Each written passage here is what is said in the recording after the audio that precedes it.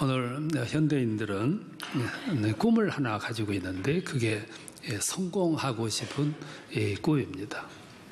오늘 현대인들에게 꿈은 목적이고 또 어떻게 보면은 우상이라 그렇게도 볼 수 있어요. 그래서 그걸 이루기 위해서 오늘 현대인들은 그냥 수고하고 모험하고 또 치고 날 만큼 노력을 많이 합니다. 저 농촌에서 태어난 젊은이들은 성공하겠다고 도시로 몰려갑니다. 또 도시에 있는 젊은이들은 그것도 만족을 못 해가지고 세계로 뻗어나갑니다. 꿈을 이루기 위한 거죠.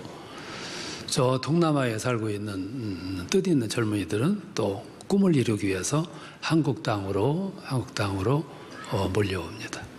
저 북녘에 살고 있던 젊은이들은 또 꿈을 이루기 위해서 사선을 넘어 위험을 무릅쓰고 남쪽으로 내려오고 있습니다.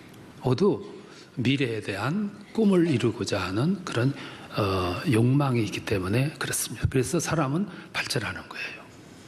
지난 주간에 제가 시드니에 가가지고 연말 연시 집회를 인도했는데 그 교회는 주일날 송구영신 예배드리고 주일날 예배드리고 오후에 모든 성도들이 저 산 기도원으로 가서 거기서 일요일, 주일, 월요일, 화요일 금식하고 그리고 저녁에 내려와서 저녁 집회하고 그 다음날 수요일 집회하고 끝나는 거를 제가 인도를 했습니다.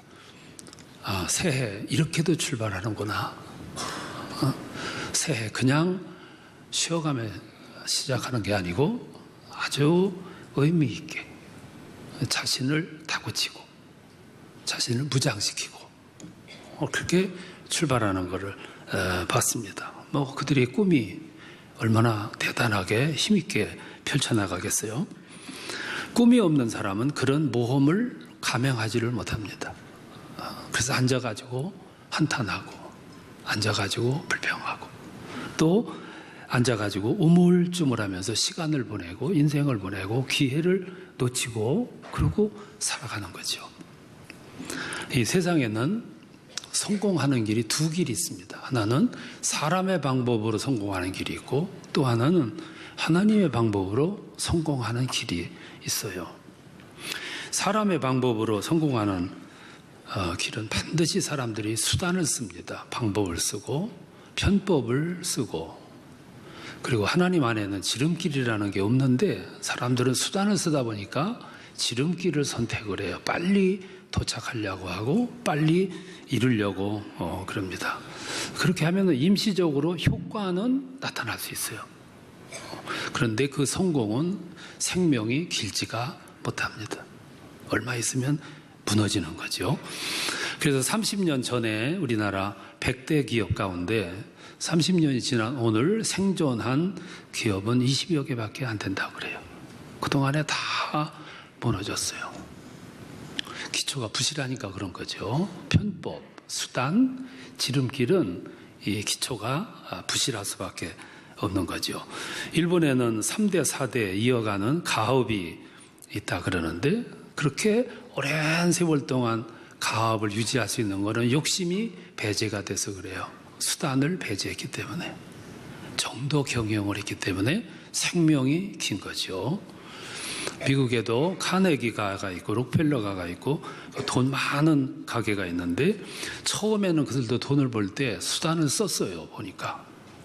근데 어느 순간 되니까 정도 경영으로 진입을 해요. 이게 오래 가는 거죠. 오래.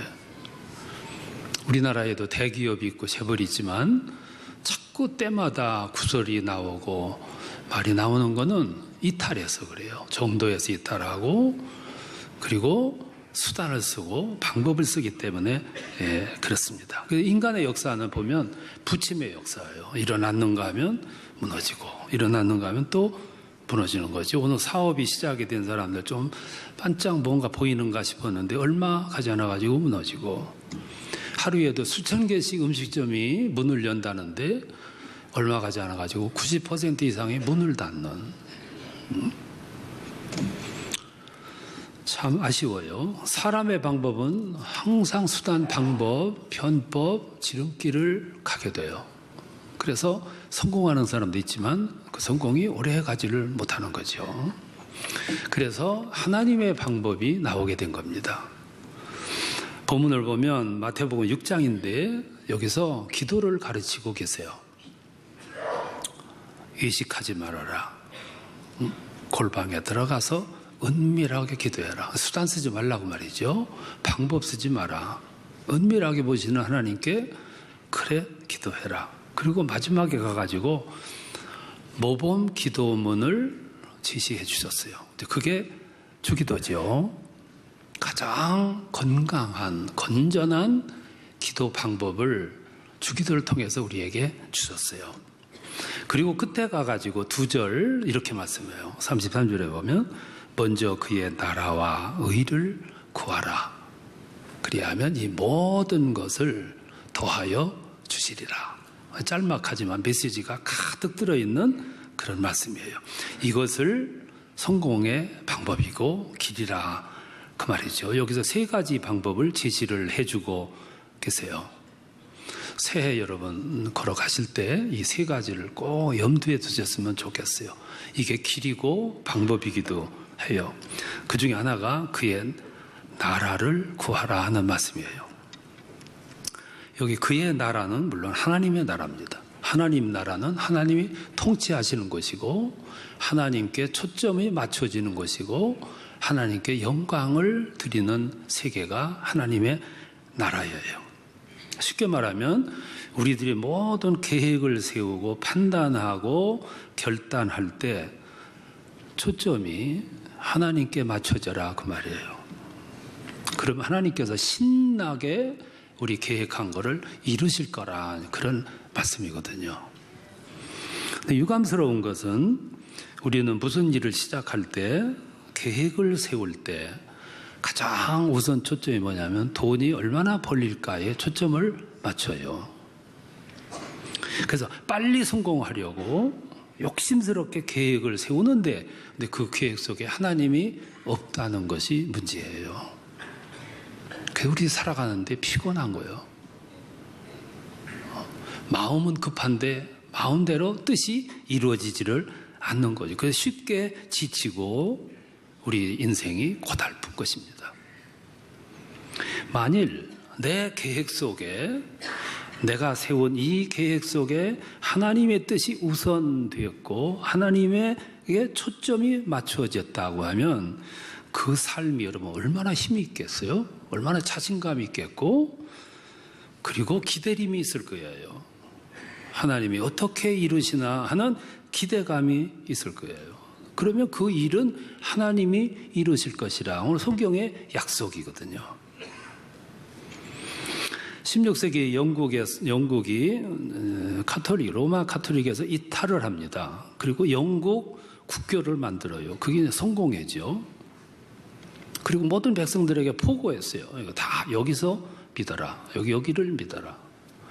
그러니까 일단의 무리들이 그동안의 종교에 대해서 형식적인 거에 신물이 났는데 보니까 더 새로운 것이 없어요.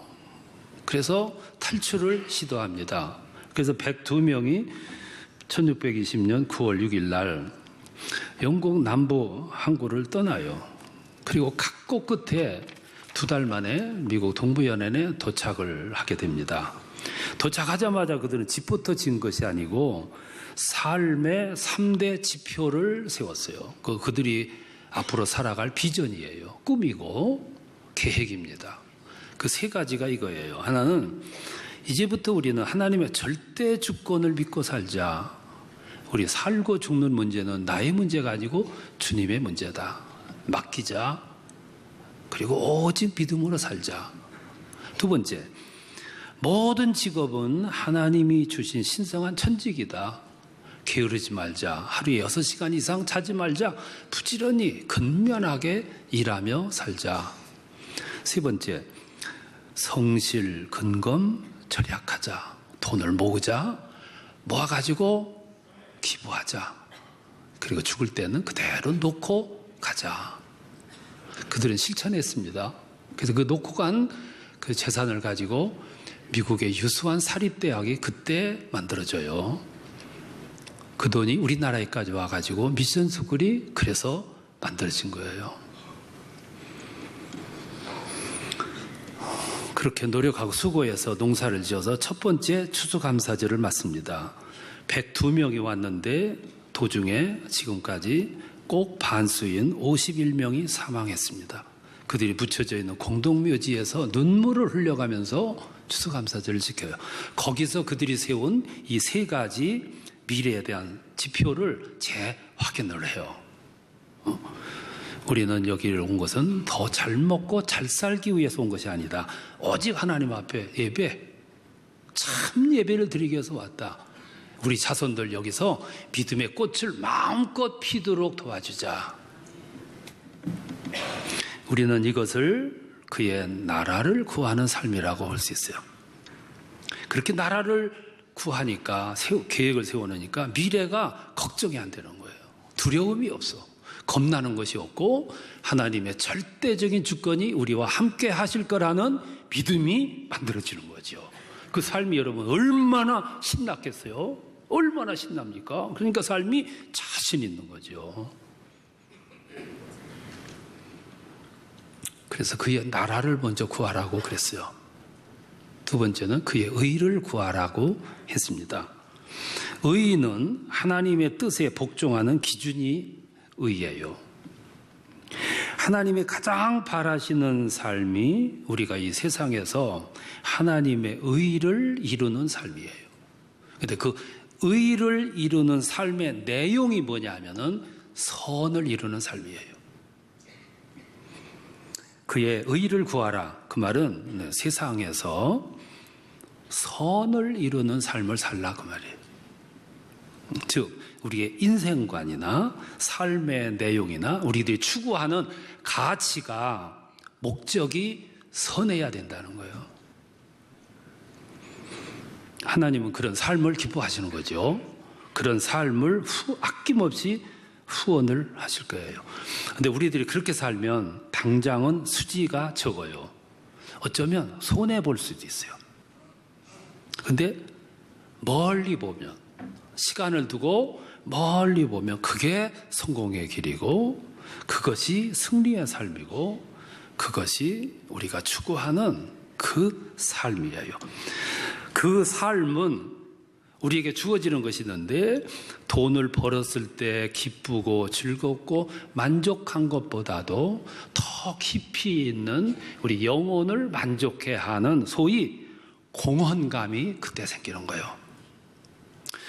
여러분 오늘 일당 준다고 그래가지고 저기 가가지고 열심히 일해서 일당 받아오는 날보다 자원봉사 가가지고 하루 종일 도시락 싸들고 가서 수고하고 땀 흘리고 수고하고 올 때 주어지는 그 속에서 쏟아나오는 공헌감은 비교할 수가 없는 거예요. 그게 어디서 주어지냐면은 그의 의를 구할 때 주어지는 상급이지요. 공헌감은 자체적으로 만족감이 주어지고 행복감이 주어지고 기쁨의 원천이 되는 거죠. 그래서 나누고 투자하는 거예요. 마음 때문에. 예를 들면 이런 겁니다. 서울대학에 현택관이라고 하는 교수가 있어요. 이분은 세계 1% 안에 들어가는 과학자예요. 이분이 나노라는 걸 연구를 했습니다. 나노는 10억 분의 1이라는 아주 미량한 부분을 연구하는 분야예요. 이분이 성공을 했어요. 기자가 물었습니다. 어떻게 그렇게 성공하게 됐냐? 그러니까 이분이 세 가지로 이렇게 대답했어요. 하나는 남이 가지 않는 길을 개척을 하자. 그래서 세상에 공헌하자 그랬어요. 우선 그 생각 속에 철학이 들어있잖아요. 중심이 들어있어요. 누군가를 섬기고자 하는 뜻이 들어있어요. 두 번째, 하나님 중심으로 살자. 그래서 공부하는 공부방의 책상 위에 코람데오라는 글귀를 붙여놓고 항상 자기 앞에 암시를 줘서, 코람데오는 하나님 앞에서라는 뜻이에요. 스스로에게 다짐하기를 온전하자, 거룩하자, 진실하자. 내가 아무리 노력해도 100% 하나님의 뜻을 이룰 수 없지만 최선을 다하면 부족한 부분은 하나님께서 메꾸실 것이다. 하나님 중심으로 살자. 세 번째는 애국하자. 나는 저 시골 산골에서 태어났는데 아무것도 없는데 나라에서 장학금을 줘서 미국에 가서 공부해가지고 오늘 이렇게 유명해졌으니까, 성공했으니까 애국하자. 나는 이 땅에 태어난 것을 자랑스럽게 여긴다. 이 땅을 위해서 뭔가 공헌하자. 이 세 가지 조건 속에 나는 없어요. 내 것도 없고 내가 이렇게 성공하자, 그것도 없습니다. 온전히 선한 뜻이었어요.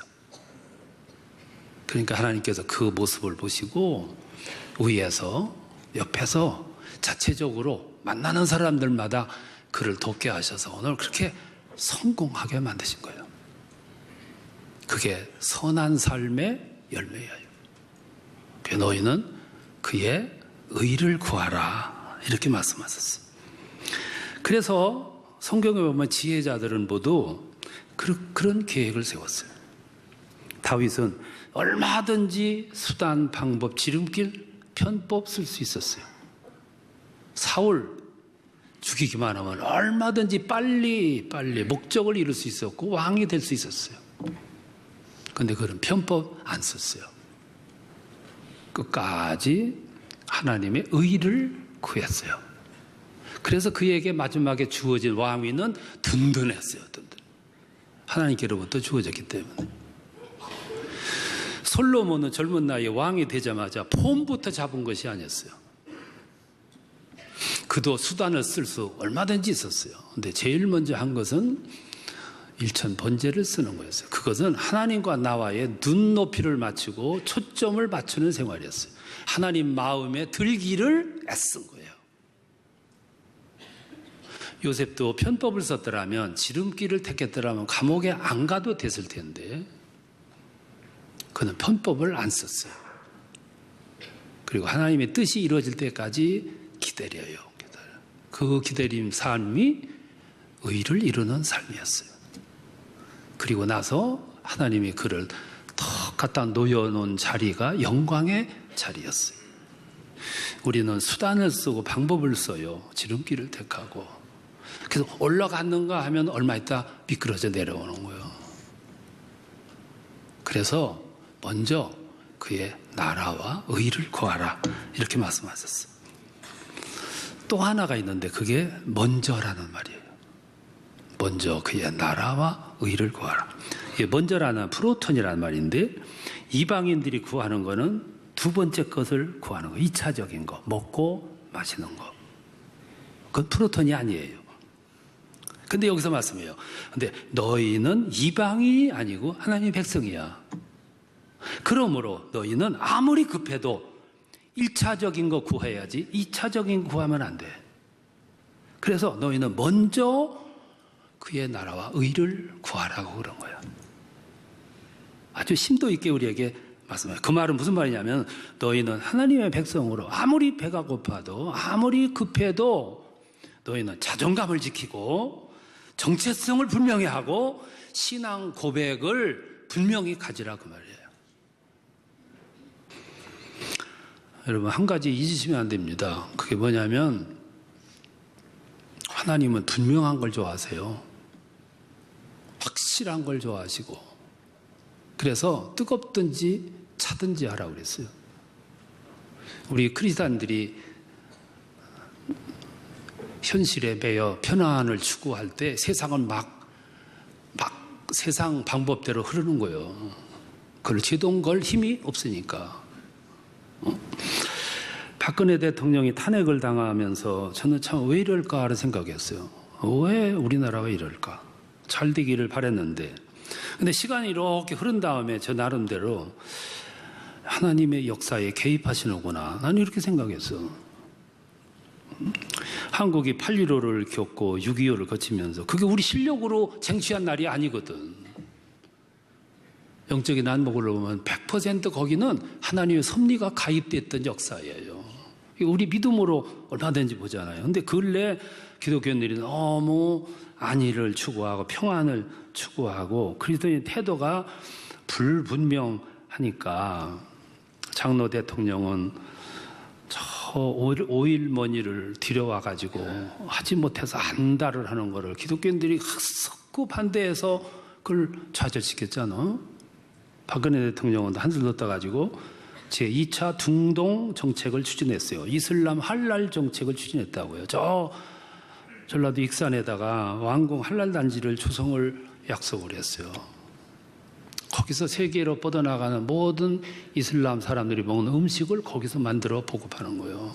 수천 명의 우리 노무자들이 가서 그거를 만들 때 그 이슬람 의식을 행하고 음식을 만들고 의식을 행하고 동물을 잡고 그런다고요. 그럼 그들이 누가 되냐면 다 이슬람이 되는 거예요.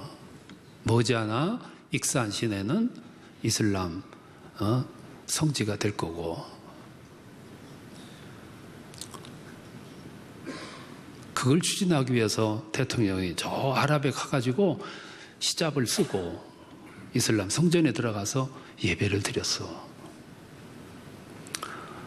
히잡까지 쓸 건 뭐예요?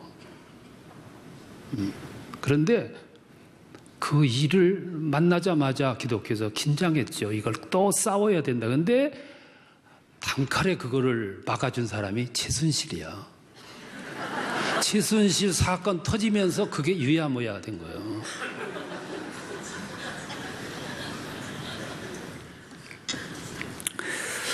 미국의 트럼프 대통령이 당선되던 날 얼마나 놀랐습니까? 근데 시간을 두고 보니까 그것도 하나님이 개입하셨구나, 그거를 생각을 했어요. 미국은 청교도들이 모험을 감행하면서 건너가서 세운 나라예요. 미국에 도착을 했는데 산전수전 겪고 2달 동안 표류하면서 무사히 도착했을 때 그들 너무 감격스러워서 프리모스 언덕에다가 큰 십자가를 세웠어요. 그걸 볼 때마다 그날을 생각하는 거예요.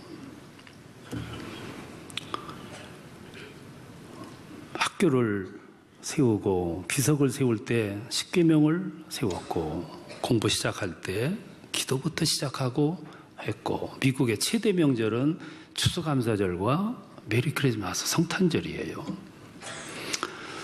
근데 오바마 대통령이 겉은 크리스찬이라고 그러고 속은 이슬람이에요.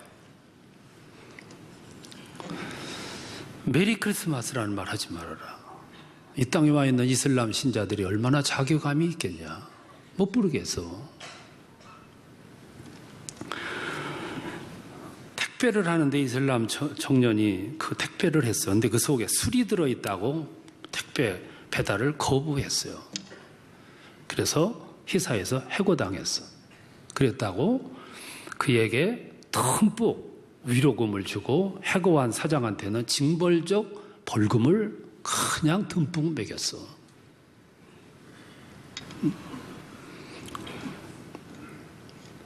한 해 2만 명씩 이민이 들어오는데 정상적으로 오는 걸 다 막아놓고 저 이슬람 사람들, 난민들을 받아들였어. 남자와 남자, 여자가 여자가 결혼하겠다고 오는 이 법을 그 주마다 결의하도록 압력을 넣고, 개발도상국가에는 원조 주는 그걸 무기로 삼아가지고 그 법을 통과시키지 않으면 안 주겠다 위협했어요. 대다수 백인들이 그리고 보수 기독교인들이 이번에 또 민주당에서 대통령이 당선이 되면 미국은 끝장이다. 보이지 않게 속으로 우려했어. 그 우려하는 마음을 재빨리 읽은 사람이 트럼프예요. 그래서 그는 외쳤어요. 이슬람 인구가 유입되는 걸 내가 막았다. 진리일 만큼 메리 크리스마스를 외치게 하겠다. 동성결혼, 내가 이걸 잡겠다. 세상의 그리스도인들이, 미국의 그리스도인들이 우물쭈물하고 있는 사이에 하나님이 개입하신 거예요. 그래서 아주 아싸란 정신을 가진 트럼프가 당선된 거예요. 신앙인은 어느 시대를 살든지 자기 정체성이 분명해야 되는데 나는 그리스도인. 그래서 먼저 구할 거, 먼저 해결해야 될 거 순서가 있는데 프론트. 제 2차적인 게 아니라 너희는 하나님의 백성이야. 먼저 구할 걸 먼저 구해. 그리고 기다려보는 거예요. 하나님이 내 인생을 어떻게 이끄시나? 하나님이 내 인생에 어떻게 개입하시는가? 나는 그렇게 먼저 구했더니 하나님이 내 미래의 앞날을 어떻게 문을 여시고 어떤 길로 나를 이끌어 주실까 기다리는 거예요. 매일 아침이 될 때마다 오늘은 주님이 나를 어떻게 인도하실까? 어느 방법을 인도하실까? 그리고 내 인생에 어떤 모습으로 개입하셔서 나를 이끄실까? 그거를 기다리고 고대하고 바라보는 그 삶이 얼마나 감칠맛 나겠어요. 나는 그 삶이 그 시대를 살아가는 그리스도인의 삶이라고 생각해요. 그렇게 하려면 먼저 구할 거는 먼저 구하는 거죠. 이방애들처럼 2차적인 걸 구하는 게 아니라 먼저 구할 것을 먼저 구하는 거예요. 그때 하나님은 여러분들 앞에 뜨겁게 나타나셔서 여러분들이 세운 계획을, 미래를 하나님이 뜨겁게 성원하시고 신나셔서 이끌어주시고 문을 여시고 앞길을 안내해 주실 것입니다. 이런 축복이 금년 한 해 동안 여러분 삶에서 그대로 나타나시기를 축원합니다.